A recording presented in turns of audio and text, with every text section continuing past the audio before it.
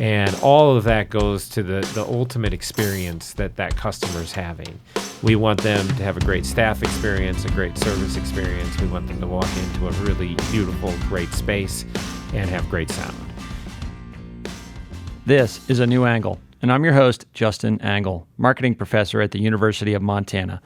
This podcast is my chance to speak with cool people doing awesome things in and around the great state of Montana.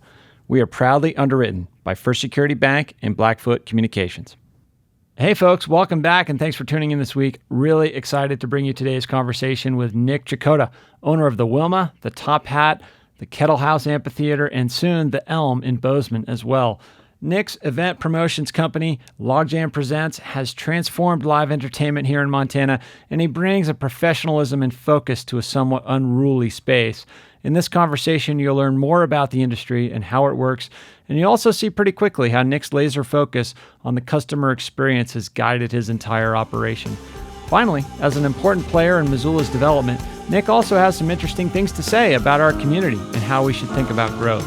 It was great to learn more about Nick and his approach, and I'm excited to bring you our conversation right now. Okay, so we're here today with Nick Checota. Nick, thanks for coming on the podcast. Yeah, thank you. I'm kind of shocked that I actually got some of your time. You seem like you are such a busy guy with all the many things you have going on, not only in this town, but all around the state, apparently. Yeah. We definitely started our business here in Missoula with the Top Hat, but have expanded into this market. And then a couple of years ago, we really targeted Bozeman as a market we want to be in.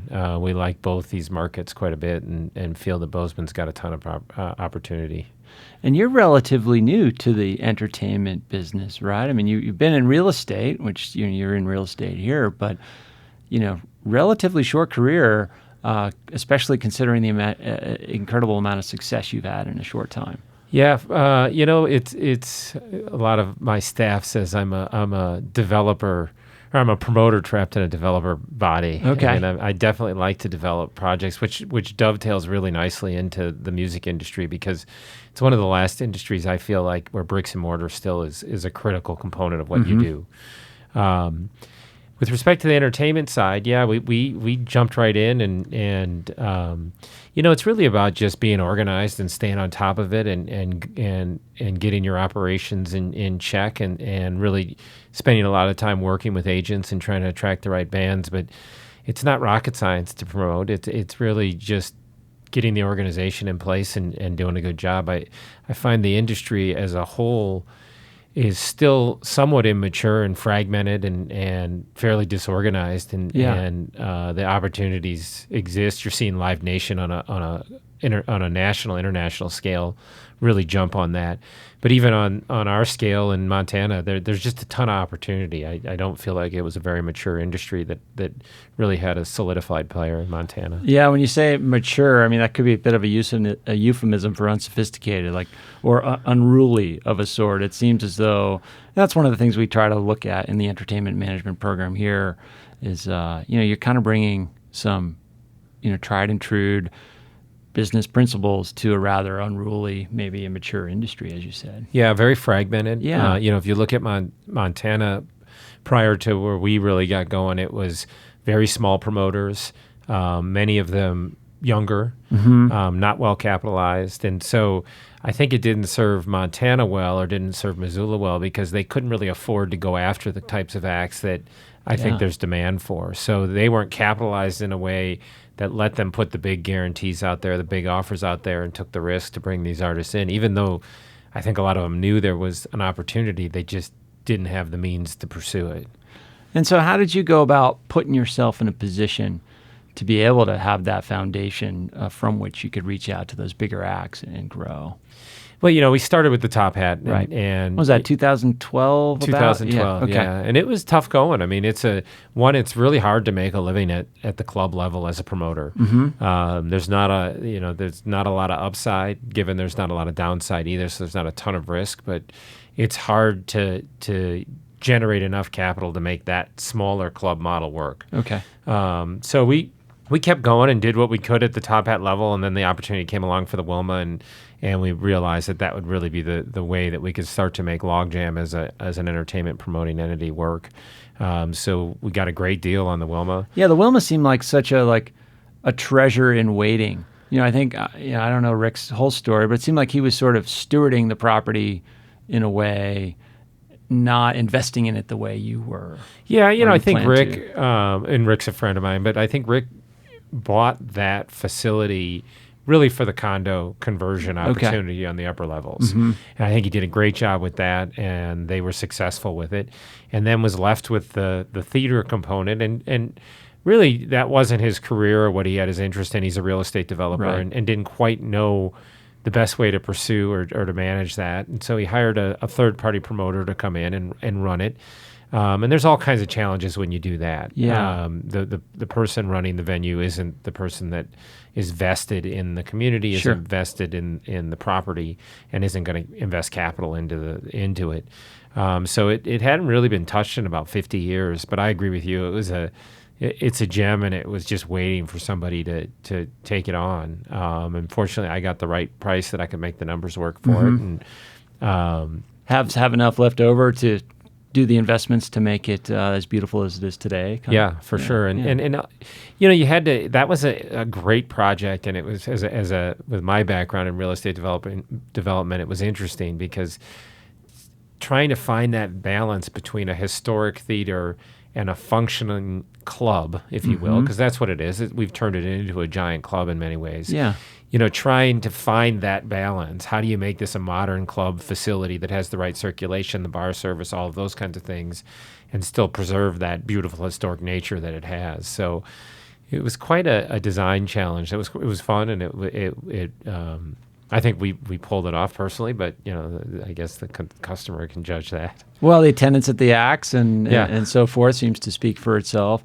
Along those lines, speaking of attendance, I mean, it seems like you've kind of reconceptualized the customer. I mean, you mentioned this market here, the local market being fragmented and not very mature.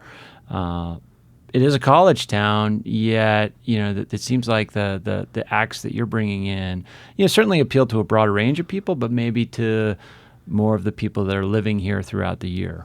For sure, and I think we did that with the Top Hat restaurant and bar. I think we've done that with our acts. We like the college population as a customer, and I think we do shows for that group. But the reality is that population is gone in the summer. They're gone over winter break. They're gone over Thanksgiving. They're gone over spring break, and they have finals, and they run out of money. Yeah. So as a customer base, they're not a very reliable customer, and they also are transient in that a lot of them come for 4 or 6 years and then they're gone. Sure. So to build that loyalty with that group is also challenging. So we quickly came to that conclusion, both in the restaurant and bars, and started targeting an older demographic. And with the music as well. I mean, we try to really diversify our genres to be able to not burn any one specific audience out, but we also go after those genres that are more financially viable and can afford ticket prices, can afford the concessions, and are going to consistently year after year, all year, come to the shows. Right, and now you've got it up and running at the Wilma. This is year 3 at the Kettle House Amphitheater now, and are you currently booking acts in Bozeman at the Rialto, or are you what's the status of the Bozeman operation at this point? Yeah, so we took over the Rialto as of September 1st. So we're booking acts, but all the acts we're booking are after September 1st. Sure. We're helping them fill out their calendar a little. It had gotten light, so we are putting a few things in, like we just confirmed a Sleep at the Wheel, and some other acts that come up this summer. But when we take over is September 1st, and that's when really we'll be all in. And what's the target date on the new facility?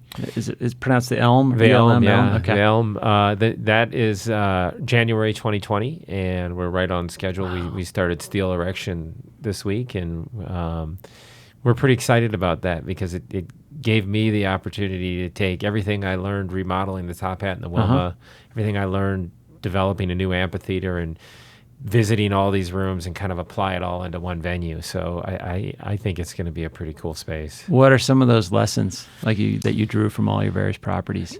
For me, it all comes down to, there's 4 or 5 things that when I do a venue that are super important. One, view lines. You got to have great view lines for the customers. So tiering and how you manage those view lines is essential.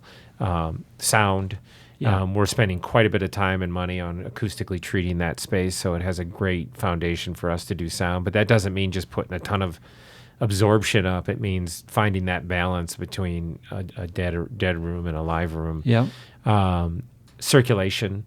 You want to find the right amount. I mean, you want revenue per square foot, but you also want to find that right amount of circulation so your customers aren't on top of each other. You have the circulation outside the performance space. Your bars function well, and there aren't wait lines at the bars. All of those kinds of things. Those are the three big ones. And then you get to the artists. You got to have great facilities for the artists, green rooms, production space. We want to design that Bozeman room in a way that I can get what's called an underplay, meaning a larger artist might play in a market like Bozeman because I think you have the audience there that might spend the money on a ticket like the Belly Up in Aspen. And as a result, you got to put the stage and the production in place that those large artists will come in and still play that stage, and you have the facilities to accommodate them. Yeah, you have the acoustics, you have all the pieces where they feel like they can they're set up for success, and it's an investment for them. Some will just say, if it doesn't have a certain size stage or the green room facilities or a certain kind of production capability, they just won't play the room. Yeah, how does that work? I mean, you must have invested a ton of your time and effort into trying to attract the right bands here. And it's got to be a bit of a sales pitch in some cases. What are the mechanics of those negotiations? Our strategy was with the Wilma, for instance, was let's create a fantastic space that has great sound and production. So we went out and spent $1 million on the sound system. We brought in one of the best sound systems, I think, of any venue of our size in the Western U.S. So you have that. So you can say, look, we've got this production capability. They don't have to worry about the quality of how they're going to sound and come across. And, the Wilma was somewhat fixed, so you could only do so much with the stage, but you could do a lot with the production. And then, up front, we probably spent a little bit more on artists than we needed to, or would the market would typically spend, but you had to attract them in here and get that awareness going with the agent community and the artist community that this is a well-run professional venue. It's got great production, and it's a cool space. And so the first few years, we really just went after artists and like I said, probably threw a little bit more money around than we needed to, but I think it paid off. And then you start to build that it's a small industry. It's a very small world. Absolutely. These guys talk, one big act coming here becomes permission. Well, if those guys played it, I guess we should or could, or we'll get treated right. Yeah. So, I mean, we I know what our competitors in other markets do. I'm not talking more the independents. I'm talking more the national players. And we treat the artists in a whole different way than they do. Really? And we also treat our customers in a whole different way. Okay.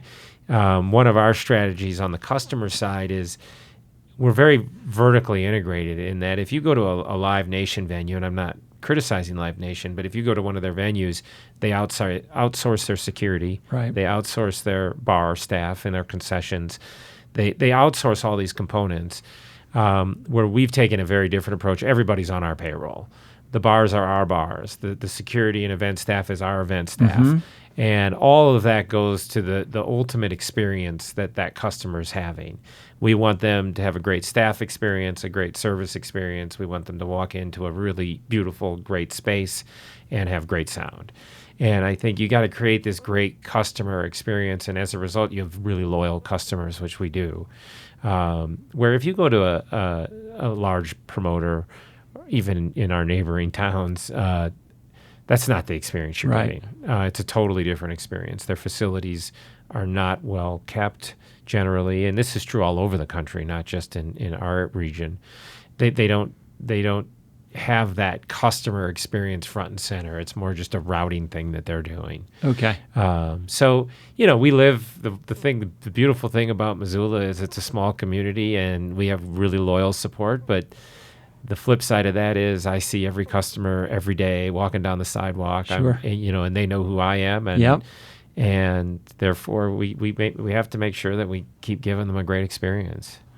And what was the process where you sort of arrived at that wisdom of being totally vertically integrated, owning all the pieces of the customer experience? I mean, particularly considering your relatively recent entry point into the industry. Did you come in with that a priori, like this is the way I want to do it, or did experiences sort of bear that out for you? I really didn't know it until I bought the Wilma and had about 5 months of operations with the knitting factory, and Oh yeah, and there was some conflict early on with the knitting. yeah, that factory. hadn't happened yet. Okay. They I guess had that in their plans, but didn't express that. But just watching how they do it, and again, not being necessarily critical of them, but not having control of the concessions and bar areas, for instance, meant you didn't control your quality of service, your wait times. Yeah. And you'd go in there and it'd be 7, 10, 15 minutes to get a beer. Where if it's more than 2 minutes in one of our venues, it's a problem. Same with the staffing. A lot of promoters use CMS, which is a fine option. Whatever. Yeah, so like the outsourced talent and sort of the outsourced security service. They do, yeah. Okay. And for us, the event staff is a hospitality tool, really, and they should have a hospitality mentality, and they shouldn't have a security mentality. Don't be fooled. We have security, but they're invisible. They're on the perimeter. Our people that you interact with at the gates and that you interact with in the venue, they're there to service the customer, not necessarily be security to that customer. And that's just not a mindset you see a lot in our industry. The customer service, as you go around venues in the country, is pretty poor. Yeah. In the music industry, and I think that's a function of just the type of the type of promoters that are out there and the type of businesses that have kind of grown out of this industry. They just don't have that mindset.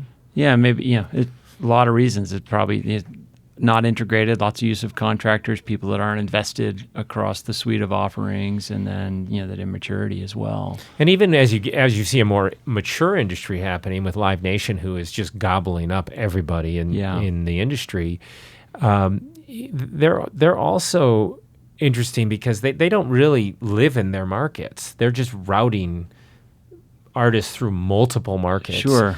So I don't think they know the markets that they're promoting in to the degree that I think they should. And I just, as they grow, it's almost like a franchise type of mentality, right? And you go to most franchises around the United States, and again, you don't have that owner vested kind of mentality that goes on in those type of environments. With operations like Live Nation, do bands or acts sign up and then Live Nation just books them into various locations? Like, do the artists have much control over where they end up going, or is it like the tour is produced as one monolithic thing? I think it depends. You have agents, so the industry's set up where you have agents represent artists, and so promoters like myself and Live Nation, we deal with the agent. And then behind that, you have management that manages that actual day-to-day of that tour. So once they're booked, my staff, my marketing team, those folks will deal with management. Okay. So when an agent sells that artist, if Live Nation comes in with a 15-show offer, well, that's pretty attractive to an agent because they only are dealing with one entity. They got 15 shows. They have all the efficiencies of that contracting and all of that. So I think that's the appeal of a Live Nation. The appeal of an independent promoter like us is we're more vested. We're here. We know this market. We really care about the artists. We care about our rooms. We own our rooms. They're kind of these two competing things. And agents like independent promoters, though it's more work for them to work with us just because of the scale they get with a Live Nation. So it's an interesting thing going on in the industry. I mean, the independents like us are a dying breed. There's very few markets that have strong independent promoters left in them. I like Montana markets because it lends itself to that. Yeah, I would think so. Yeah, there's only, Missoula only has one 1,500 cap room. Yep. And it's our room, and as a result, we have the ability to kind of compete successfully in that market. You go into Seattle, and there's 5 rooms, and an independent promoter just can't maintain a competitive advantage against a Live Nation. Yeah, and you're seeing that in Seattle, like the Showbox closing down and other venues under pressure, and none of them seem to are very well capped, as you mentioned before. Yeah, it's Live Nation, AEG are the big players, and if you pay attention to Live Nation, they're literally making an acquisition of a promoter a week. Wow. They've dominated their big markets. And now because they're a public company, they have to grow. They have to keep their shareholders happy. So they start to go into tertiary markets like Missoula or Boise or Spokane, or they're going international. So if you look at Okay. their acquisition strategy, you're seeing just that. They're buying promoters in these smaller markets, and they're buying promoters in international markets, particularly Latin America and Europe. Although growth, is certainly important to you. I mean, the evidence shows that you're growing on a variety of dimensions in a variety of markets. How does scale work with your operation? I mean, how do you sort of balance, when it's time and when there's a need to move forward and move into a new market or acquire a new venue? Scale is important in this business, Yeah. for sure. And I think that is the success of a Live Nation, the scale that they get. Sure. Scale is important around, you have certain core infrastructure things that you need to put on events. You have your marketing department, and you have your box office and your accounting functions and those types of activities. As you add venues, you don't need to add the proportionate number of people, and those resources, particularly around the marketing functions, tend to scale really well. Okay. So we have our headquarters here in Missoula. Most of my staff actually came out of this program. Yeah. And that team is really scaling nicely as we add venues. And while we're adding people, we're not having to add proportionately the number of people that you need for each new venue. Got it. And when it's just the top hat, it's very difficult because you still need a base number of people to make that work. But you don't have the revenue coming in to justify that salary. So as you start to add venues, you start to have the scale that lets you be profitable in this industry. It's a tough industry to be profitable in. I mean, it's getting squeezed from a lot of different areas. A New Angle is underwritten by First Security Bank and Blackfoot Communications, two cool companies doing awesome things all over Montana. Hey, this is Ryan Tutel of ESPN Radio in Missoula, and you're listening to A New Angle. When you think about that growth and your conceptualization of growth, I mean, you're also situated within a community and a downtown corridor here in Missoula in particular that's growing on a variety of dimensions. And there's a lot of, I don't know if consternation's the right word, but a lot of thoughtful debate about what that growth should look like. Mm-hmm. You get people that say like, oh, I don't want us to, you hear a lot like people are pretty clear on what they don't want it to be. Yet very few people are clear on what they want it to be. How do you sort of view growth in the downtown corridor as a key sort of piece of that puzzle? Yeah, I think it's super tricky. I mean, Missoula's fortunate over a town like Bozeman, for instance, that it's got this nice big downtown footprint that it can grow into over time. Yeah. So it has a great kind of baseline to grow into. But I share those feelings, even though I've only lived here for 10 years. Yeah. I mean, I understand the idea of and kind of the hesitancy around the growth. I think growth overall is good for Missoula. I'd like to see more growth around jobs that pay people in that $50,000 to $100,000 range. Uh-huh. I think the city's got to be very smart about how they encourage growth. I think there's been a few mistakes made. I think we should be very thoughtful about how the kind of design standards and requirements we're placing on certain developers that come in and want to grow in this market. And they're doing the master plan effort, and hopefully that's successful. Yeah, what do you think of the master plan? Putting you on the spot a little bit. It's all right. I like some things. I don't like others. Sure. Yeah. I think it's always a little tricky when you bring in national consultants that try to compare us to places like Boulder and Asheville and Austin, because we're not. Right. And some recommendations I've seen that I don't agree with. I don't agree that change should be coming into downtown Missoula. I don't agree in the number of retail and restaurants they think the downtown area can support. I don't quite understand the hotel thing going on right now, but maybe that's just I don't understand that industry. But there's a lot of hotels. The two more hotels in addition to the Merc, is that what you mean? Yeah. Yeah. I think we have to be careful about parking. For us downtown businesses, we want to still be a destination. And to be a destination, people coming into town have to make sure they can find parking. Yeah, it can't be a pain in the ass to go out for a night in the town. If it starts with a challenge finding parking, it just turns a lot of people off, particularly parents paying babysitters and that kind of customer base that you rely on a lot to fill your shows. For sure, and if people are coming up from the Bitterroot or out of the core downtown too, that parking even becomes a more intimidating piece to it, and a lot of those folks don't like garages, and so I think that's a challenge. Overall, though, I think Mayor Engen's he's a very business friendly mayor, and from our perspective, I think he gets it and he's doing a good job. It's a tricky thing to manage growth at the rate that these towns in Montana are growing right now. Yeah, and the populations are shifting too, and the types of employers we have here. I mean, I think about that. I constantly, we're in this university, and we happen to have this shortage of students, right? Which is so odd because, well, it's not odd for a lot of reasons, but it's odd in the sense that we also have this local economy that's really expanding a lot of those jobs in that $50,000 to $100,000 range, new companies moving in here, new types of businesses, creative entrepreneurial enterprises, and we need to be able to be in a position to fill those jobs, and those people need to have, places to live and a reason to stick around and good schools for their kids eventually and places to recreate. It's a complicated sort of swirl of things happening here. It is. You want downtown housing because if you want an active and vibrant core, you want to make sure there's good housing downtown. You want affordable housing, and I don't mean low-income housing. I mean affordable housing. Right.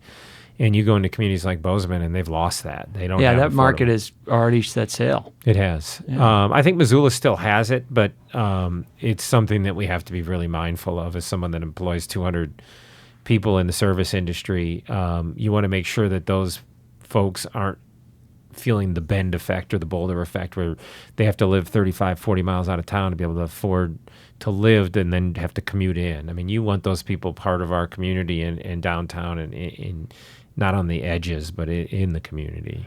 It's such a tricky thing, and I don't know how to manage it. I don't necessarily know how the economics of all of it work. I mean, everybody wants the value of their home to go up, except on tax day. Yeah. Right? For sure. But collectively, if all of our housing values are going up at 11% a year, which I think they did last year, that's tough. It's tough because wages aren't going up 11% a year. Certainly not. Certainly not. They are in the last couple of years, but historically they haven't. Historically, that would put you out of business probably. It would, but boy, we are having to, on the service industry, we're having to move our wages up pretty aggressively to keep our core top people. There is a definite labor shortage in Missoula right now without question. So, okay. Another question putting you on the spot. What can we do better to help with that labor shortage here at the University of Montana? What do you need more of in terms of the supply of labor coming out of here? Well, we need more students. We need losing that. 5,000 students was brutal. I mean, I think not only do I feel that as a business, but as an employer, we've had great success hiring out of the universities. So, I mean, I think schools like University of Montana, Montana State are producing great students, and they're the kind of students that I want to hire. I'm not looking to hire a Wharton grad. I'd rather hire the type of student that comes to these schools that knows how to work, doesn't have an ego, and will fit into our culture and fit into what we do. I think the business school specifically could make sure that all the students coming out of the business school have the basics of business, which I found they haven't all had.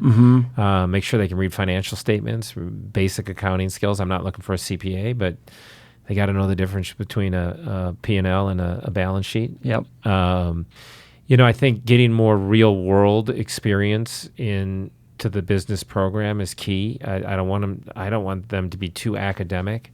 And I think that getting business leaders to be more engaged and involved in the teaching of classes and more internships and actual practical experience is essential. I think it's good to get the theory, but I also think they got to understand how this all actually works in the real world. And you employ a ton of our active students at various shows and in various capacities. I mean, what sorts of experiences are they getting in terms of those entry-level jobs where they're still students here? I think, I mean, on the true business operation side, our entertainment business, we hired them right out of school, so a lot of them didn't have a ton of experience. A few of them had done a lot of festival work and just took their own initiative and worked for free and got experience, which was great. We tend to promote within, so we're fortunate we can hire an event staff out of this entertainment management program. They can work as event staff. We can move them into the box office, and as we really like them, we can kind of bring them up. And so most of the people that I've hired permanently on the business side have worked with us in some other capacity before we hired them. Sure. Which we really like. So, what the entertainment management program at the university does for me is it siphons off the people that are known to be interested in entertainment management. Yeah. Are they getting all the skills that I'd like them to have? They're not. But at least I know these are people that really want to be in entertainment. They're getting a base education. But I really think more internships, more applicable learning, really getting into how the business works rather than kind of more on the theory side would be great. That makes sense. Speaking of sort of business fundamentals, one thing that I just am often befuddled at is pricing in terms of entertainment. How does concert pricing work? Like, how do you price an act? Yeah, you mean the actual payment to the act or the ticket price? Well, the whole thing, I'm the user. I see that Mumford & Sons is going to be selling for X.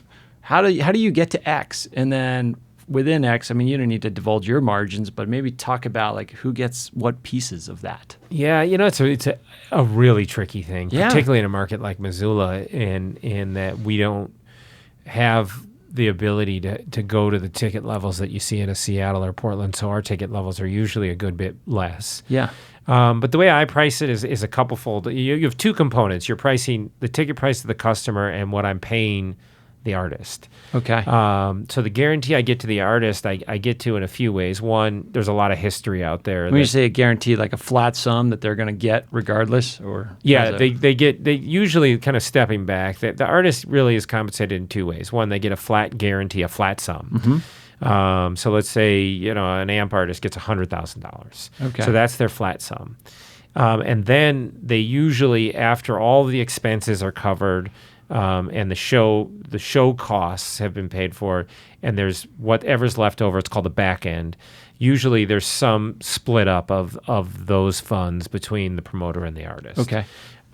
So to get to that flat sum guarantee, you really there's a lot of history out there. I've also developed a network of other promoters that I work with, other independent promoters down in Colorado, Wyoming, over in Seattle. That we all get together pretty regularly, talk about what avails. We're seeing availability, meaning artists coming through, what we're paying for them. So we have that network that really helps.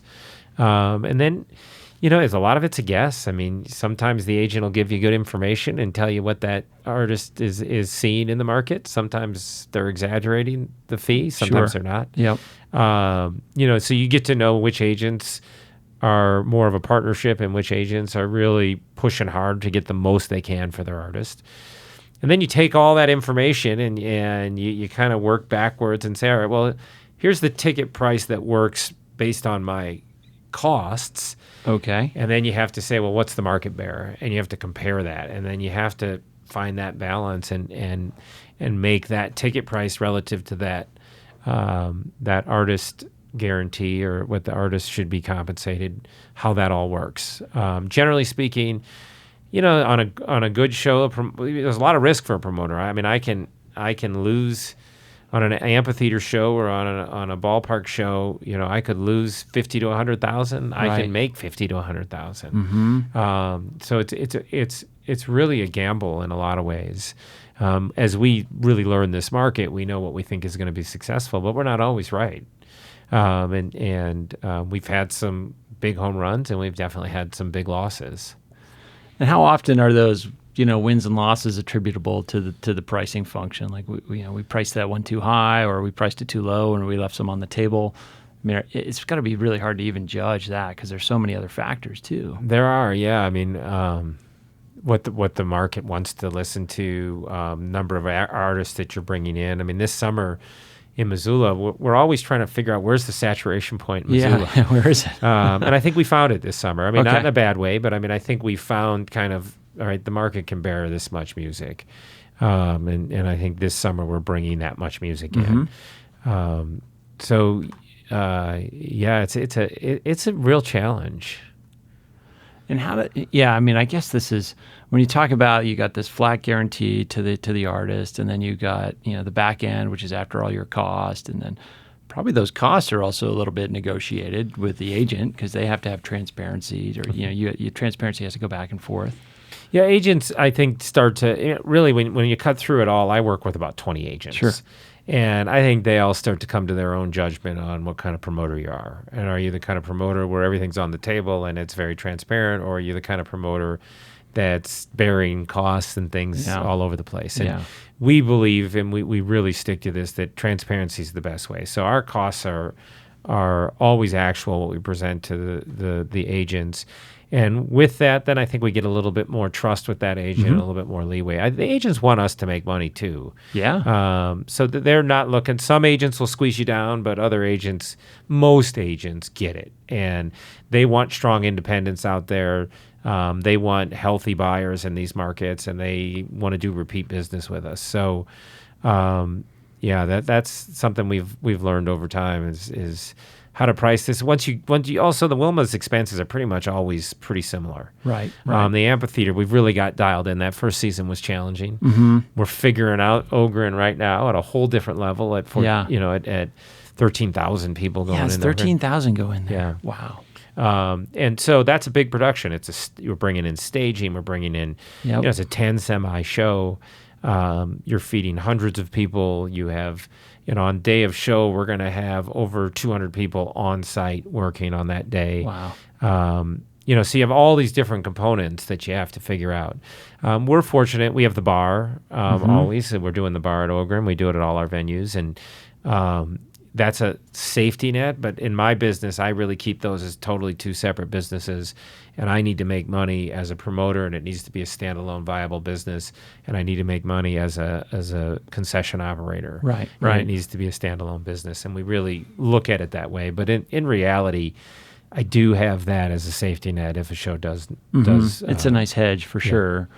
When you think of risk, you mentioned Ogren, 13,000. There's also this venue right down the road here, Grizzly Stadium, and not to mention the Adams Center, bigger venues, right? We think of the iconic concerts that we've been able to sell that place out at.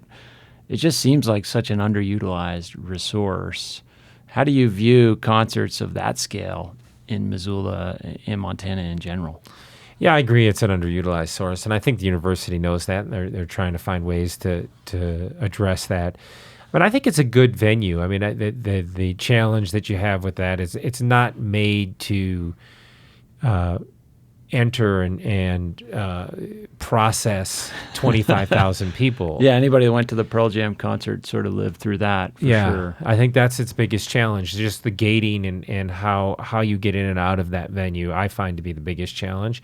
I think once it was set up, I thought Pearl Jam was a great show. It was, yeah. And I thought the venue felt good in there. I thought the sound was great. I thought overall experience there was good, except for getting in and out of it.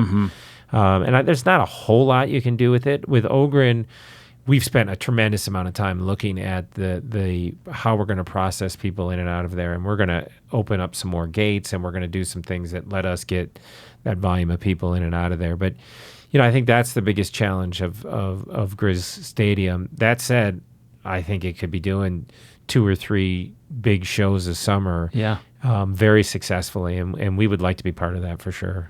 How do you think of risk at that level? Higher risk, higher reward, I guess. Without a doubt. You're looking at that level. You're looking at $1 million guarantees, and I think you're looking for slam dunks for us. And right. There's a lot of artists that could come in there that I have no question could sell out the venue. You would think. Yeah, we've got a pretty good track record of that. Well, the ones they've brought in so far were exactly. no-brainers, right? Right, You're talking, anytime you bring Pearl Jam to Missoula, you got a home run, and then you're looking at the Stones and Paul McCartney. Those are 3 fantastic acts. But I think there's a whole nother level that could still be really successful in that venue. The Adams Center, I think, is a bigger challenge. The Adams Center acoustically is a huge challenge. I think it has the potential of being a great venue, and I think if a little money were put into the acoustics, you could address that. There's always challenges with a university or a public institution around things like the bar service and, Yep. and those types of issues, and just how they issue requests for proposals and how they select the vendors. We don't get to control the whole stream if we were to come into the Adams Center and do a show. And it's made us reluctant because we want to make sure that's a great experience all around. And when we can't control all the components, it makes us reluctant to want to come in and do a show there.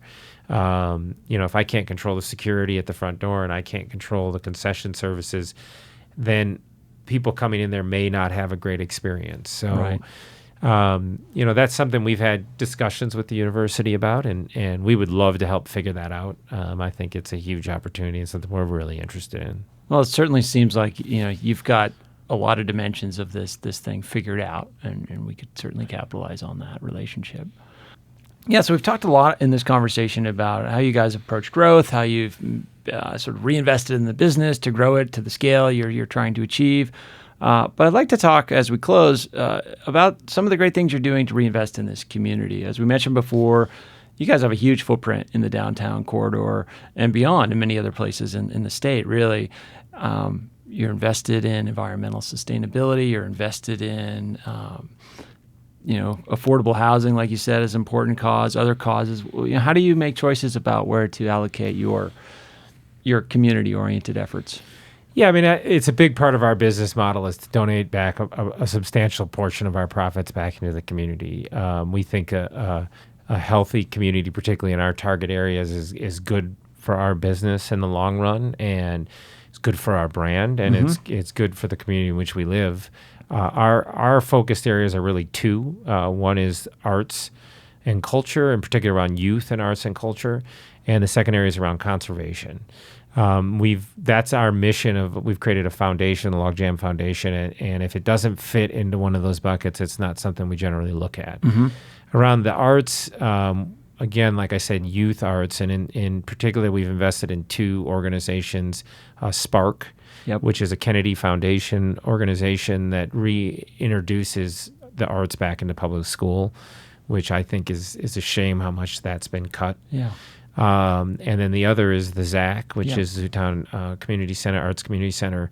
And that's to get that facility downtown. That's amazing. Yeah. We thought was critical and cool. And having this vibrant arts community in downtown Missoula, we think is a critical component. Getting back to your question on growth, one of the things that can happen with growth is as you grow and you look at towns like Boulder, you've seen it lose its character a little bit. You've seen all these chains come in and all of these different kinds of things come in, and you no longer have what made it cool originally. You've become like every other town in the country.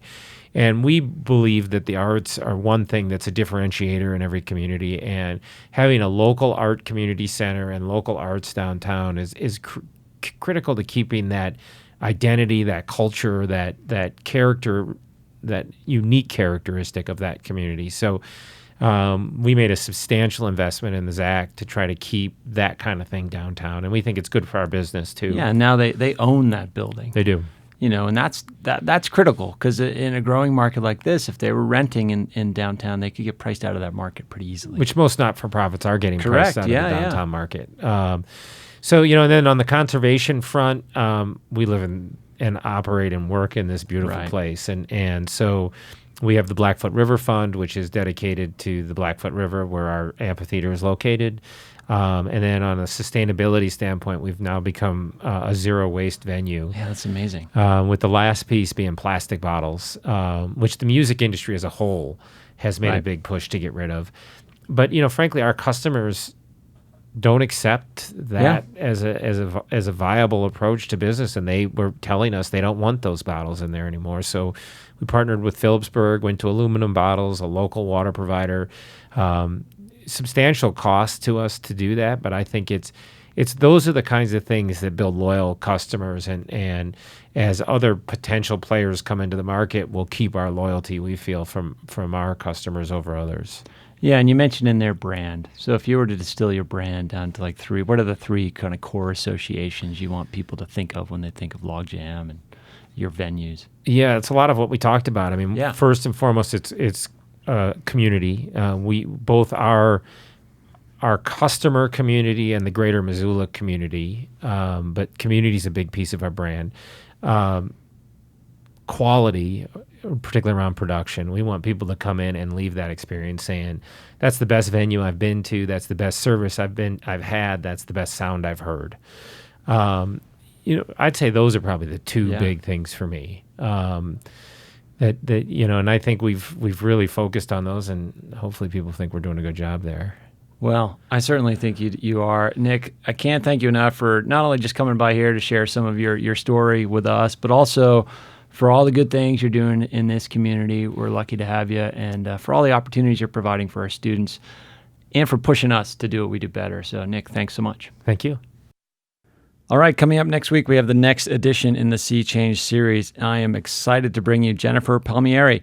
Jennifer was communications director for the Hillary Clinton campaign. She served as communications director in the Obama White House. She worked in the Clinton White House.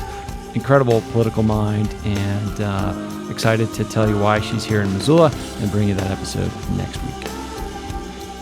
Thanks for listening to A New Angle. We really appreciate it. And we're coming to you from Studio 49, a gift from University of Montana alums Michelle and Lauren Hansen. And remember that A New Angle is supported by CED, Consolidated Electrical Distributors. These guys pretty much sell anything electrical you would ever need, but they also hire a ton of our students. If you want to learn more about jobs at CED, visit cedcareers.com.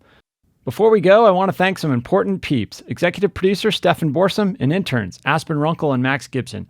Huge thanks to VTO, Jeff Ament, and John Wicks for the tunes. And finally, props to Jeff Meese, our master of all things sound. Finally, if you have any questions, suggestions, comments, insults, whatever, please email me at anewangle@umontana.edu. Help us spread the word, and be sure to use the hashtag #anewangle when you do. Thanks a lot, and see you next time.